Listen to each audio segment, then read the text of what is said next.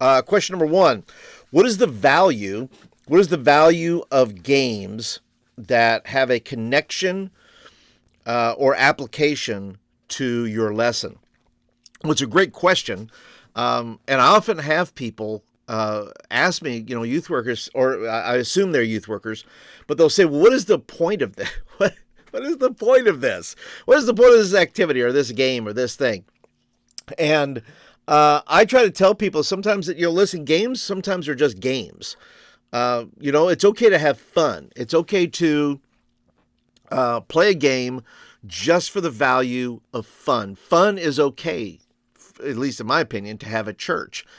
Is church always fun? No, because you're doing business with God, and sometimes God has business to do with us. And so it becomes a very different kind of time. I think youth can be entertaining in that way. I mean, if you love the things of God, well, then you're going to love the things that happen at youth. If you're, not a Christian, you're there, and maybe you don't have a, love worship or anything like that. Well, you're you may not have a good time in that regard. But I will say this in regards to games, and I have a number of games, by the way, on my playlist here. So if you just look through my playlist, there's one for all kinds of games there. I think there's up to maybe 60 games that you can watch on the playlist that I've played with my youth group or at camp or somewhere like that. Whole bunch of games there.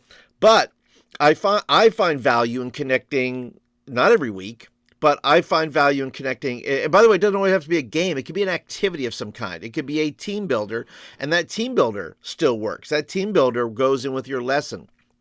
Like a couple of weeks ago, I talked about time, about priorities, about the fact that we don't have an unlimited amount of time.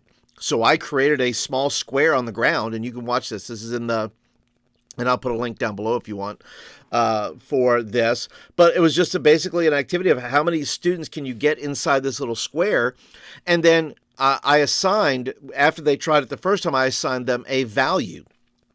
I said, okay, you're going to be work, and you're going to be school, and you're going to be family, and you're going to be church, and you're going to be this.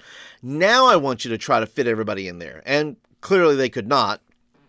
But and the goal was to have them make choices as to what is going to get in there. Not everything's going to fit in there because we have a limited amount of time. We only have 24 hours in a day, and so it's going to be limited.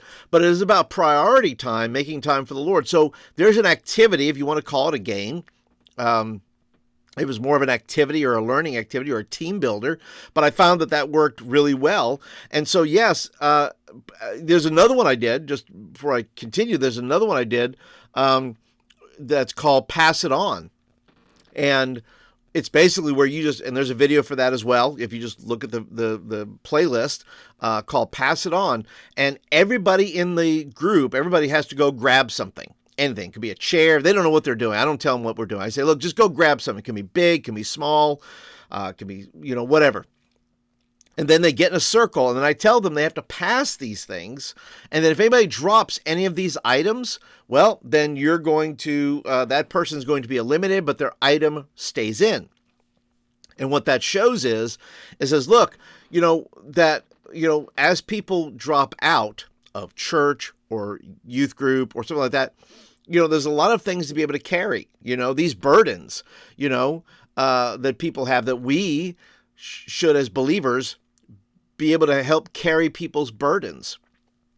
But it's also a lesson in, responsibility. It's also a lesson in, what happens, that there's, more hands make it easier to carry the work that God gives us. And when people drop out of that work, well, then you have to create, you have to bear all the brunt. You have to bear all the items that are going around in the circle. And somebody just commented on that.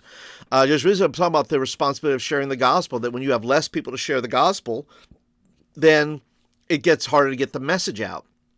And so I thought that was also a good point. So yeah, do I think activities and games, does it have to be every week? I know there's some people who think you have to have it every week. I mean, that you have to have your game or your activity go with the scripture or the lesson. And sometimes that's hard. It's just hard to match it up. Some things are just, like I said, games alone are fun. And it's the game's purpose is to allow students to kind of let their guard down a little bit, have fun, and then you switch gears and then move into your lesson. But we'd love to hear your ideas and your thoughts on that. Do you connect your games and your lesson together? How often do you do that, if at all? And so if that's a thing, just leave me a comment down below.